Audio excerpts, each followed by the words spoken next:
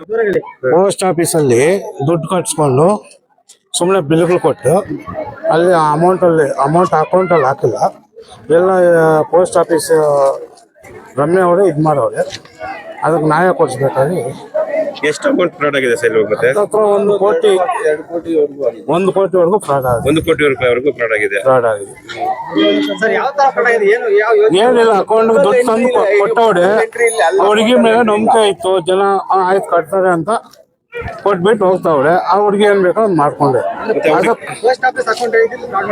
Post office ಅವ್ರ ಅಕೌಂಟ್ಗಳಲ್ಲಿ ಹಾಕು ಅಂತ ಕೊಟ್ಟಿರ್ತಾರೆ. ಆ ಹುಡುಗಿ ಹಾಕಿದೀನಿ ಅಂತ ಬಿಲ್ ಕೊಟ್ಟವ್ರೆ, ಆದ್ರೆ ಅಕೌಂಟ್ ಅಲ್ಲಿ ಅಮೌಂಟ್ ಇಲ್ಲ. ನರೇಶ್ ರೆಡ್ಡಿ ಅಂತ. ಈಗ ನಮಗ್ ಗೊತ್ತಿಲ್ಲ. ಅದೇ ರಸೀದಿ ಅವ್ರಿಗೆ ಕೊಟ್ಟೈತೆ, ಅಲ್ಲಿ ಹೋಗಿ ಹಾಕಿಲ್ಲ ಅಮೌಂಟ್. ಇಲ್ಲಿ ಸುಮ್ನೆ ಇವಾಗ ಏನ್ ಗೊತ್ತಾ, ಇನ್ನ ಇಷ್ಟ ಆನ್ಲೈನ್ ಬಂದಿದ್ರು ಇದು ಇಲ್ಲಿಗೆ ಬಂದಿಲ್ಲ. ಇನ್ನ ಅದು ಇಲ್ಲಿಗೆ ಏನು ಬಂದಿಲ್ಲ ಆನ್ಲೈನು. ಸುಮ್ನೆ ಕೈ ಮಾಡೋದ್ರಿಂದ ಹೋಗ್ತಾ ಇದೆ. ಅಲ್ಲಿ ಅಮೌಂಟ್ ಹಾಕಿಲ್ಲ ಅವರು ಅಕೌಂಟ್. ಒಂದು 150 ಜನ, ಒಂದು 150-200 ಜನ ಆಗಿದೆ. ಒಂದು 10 ವರ್ಷದಿಂದ. ಅವರು ಇಲ್ಲ ನಾನು ತಿಂದಿಲ್ಲ, ಎಲ್ಲ ಲೆಕ್ಕಾಚಾರ ಮಾಡ್ತೀನಿ ಅಂತ ಹೇಳ್ತಾವ್ರೆ. ಅದು ಕ್ಲಾರಿಟಿ ಇಲ್ಲ. ಅಮೌಂಟ್ ಹೋಗಿರೋರು ಕಾಯ್ಕೊಂಡಿರೋಕ್ಕಾಗಲ್ಲ. ಇದು ಒಂಥರ ಕ್ಲಿಯರ್ ಮಾಡಿದ್ರೆ ಒಳ್ಳೇದು. ಇದು ಫ್ರಾಡ್ ಅಲ್ಲ, ಅದು ಇನ್ನೇನೈತೆ ಅದ್ರಲ್ಲಿ? ತಿಂದಿರೋದು ಫ್ರಾಡ್ ಅಲ್ಲ, ಇನ್ನೇನೈತೆ ತಿಂದ ಮೇಲೆ.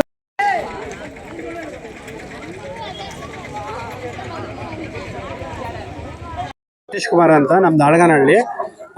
ನಾನು ಬಂದು ಇಲ್ಲಿ ಪೋಸ್ಟ್ ಆಫೀಸ್ ಹತ್ರ ರಮ್ಯ ಅನ್ನೋ ಹುಡುಗಿ ಇಲ್ಲಿ ಪೋಸ್ಟ್ ಆಫೀಸಲ್ಲಿ ಕೆಲಸ ಮಾಡ್ತಾ ಇದೆ. ನಾನು 19ನೇ ತಾರೀಕು 8ನೇ ತಿಂಗಳು 25ನೇ ತಾರೀಕು 5 ಲಕ್ಷ ಅಮೌಂಟ್ ಕಟ್ಟಿದ್ದೆ ಇಲ್ಲಿ. ಬಟ್ ಒಂದು 14ನೇ ತಾರೀಕು 10ನೇ ತಿಂಗಳು ಅಂದರೆ 2 ತಿಂಗಳಾದ್ಮೇಲೆ ನಾನು ಒಂದು 5,000 ರೂಪಾಯಿ ಬಡ್ಡಿ ಅಂತ ತಗೊಂಡೆ. ಮಿಕ್ಕಿದ್ದು ನನ್ನ ಅಮೌಂಟು 5,01,066 ರೂಪಾಯಿ ಅಕೌಂಟಲ್ಲಿ ಬರ್ದಿದೆ, ಸೀಲ್ ಹಾಕಿದೆ, ಸೈನ್ ಹಾಕಿದೆ. ಇದರಲ್ಲಿ ಈಗ ಚೆಕ್ ಮಾಡಿಸಿದ್ರೆ ಬರೀ 500 ರೂಪಾಯಿ ಇದೆ. ಬಟ್ ನಾನು ಫೋನ್ ಮಾಡಿ ಅವ್ರಿಗೆ ಕೇಳಿದಾಗ, ಅಲ್ಲ ಇದು ಸ್ಕ್ಯಾಮ್ ಆಗಿದೆ, ನಾನೆಲ್ಲ ನಿಮ್ಮ ದುಡ್ಡು ಕಟ್ಕೊಡ್ತೀನಿ, 5 ಲಕ್ಷ ರೂಪಾಯಿ ನಿಮ್ದು ರಿಟರ್ನ್ ಕೊಡ್ತೀನಿ ಅಂತ ಫೋನ್ ನನ್ನ ಕಾಲಲ್ಲಿ ರೆಕಾರ್ಡಿಂಗ್ ಇದೆ. ಇದು ನನಗೆ ನ್ಯಾಯ ಮಾಡ್ಕೊಡ್ಬೇಕು ಅಂತ ಕೇಳ್ಕೊಂಡು. 5 ಲಕ್ಷ ನನ್ನ ಅಕೌಂಟಲ್ಲಿ ಇದೆ, ಬರ್ದಿದೆ. ಬಟ್ ಅಲ್ಲಿ ಚೆಕ್ ಮಾಡಿಸಿದ್ರೆ ಬರೀ 500 ರೂಪಾಯಿ ಇದೆ. ಇಲ್ಲ, ಗೊತ್ತಿರ್ಲಿಲ್ಲ. ಸ್ಲಿಪ್ ಇಲ್ಲ, ಬುಕ್ ಇದೆ. ಬುಕ್ಕಲ್ಲಿ ಬರ್ಕೊಟ್ಟಿರೋದಿದೆ, ಅವಳಿಗೆ ಸೀಲ್ ಹಾಕಿರೋದಿದೆ. ಬಟ್ ಆ ಬುಕ್ ಕೂಡ ಅವಳಿಗೆ ಮನೆ ಇಸ್ಕೊಂಡು ಹೋಗಿದೆ ಎಲ್ಲರ ಹತ್ರ.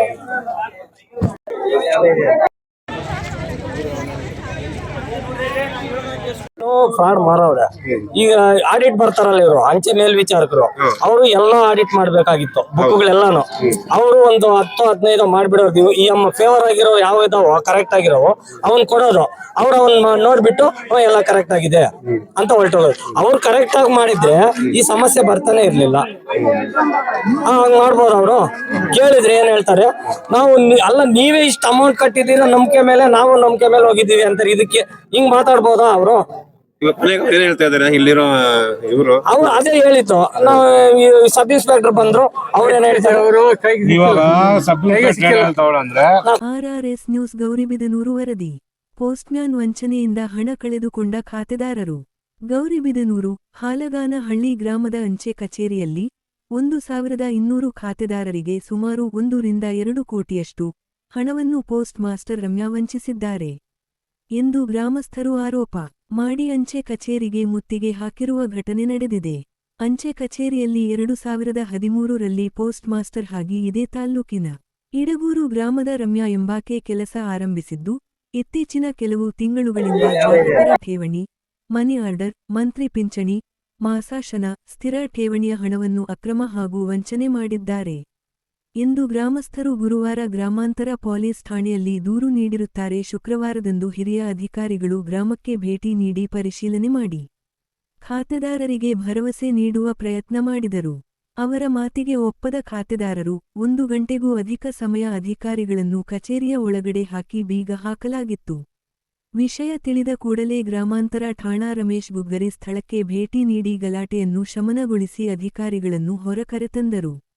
ನಂತರ ಗ್ರಾಮಸ್ಥರ ಜೊತೆ ಮಾತನಾಡಿ, ನಿಮಗೆ ಯಾರಿಂದ ಮೋಸ ಆಗಿದೆಯೋ ಅವರ ವಿರುದ್ಧ ನಿಮ್ಮಲ್ಲಿರುವ ದಾಖಲೆಗಳೊಂದಿಗೆ ಬಂದು ಠಾಣೆಯಲ್ಲಿ ದೂರು ನೀಡಿ, ತಪ್ಪಿತಸ್ಥರು ಯಾರಾದರೂ ಸರಿ ಅವರ ಮೇಲೆ ಕಾನೂನು ರೀತಿಯಲ್ಲಿ ಕ್ರಮ ಜರುಗಿಸಿ ನಿಮಗೆ ನ್ಯಾಯ ಕೊಡಿಸುವಲ್ಲಿ ಪೊಲೀಸ್ ಇಲಾಖೆಯ ಪೂರ್ತಿ ಸಹಕಾರ ಇರುತ್ತದೆ ಎಂದು ಗ್ರಾಮಸ್ಥರ ಮನವೊಲಿಸಿದರು.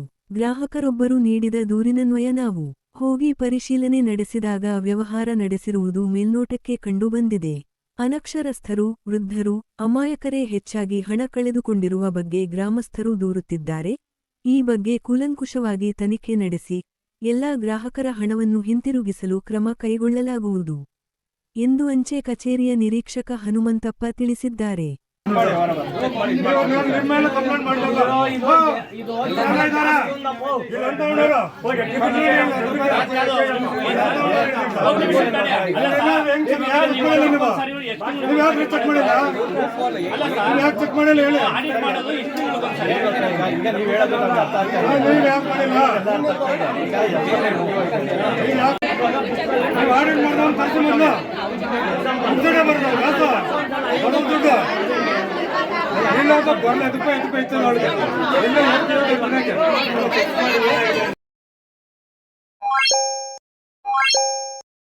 ಇಲ್ಲ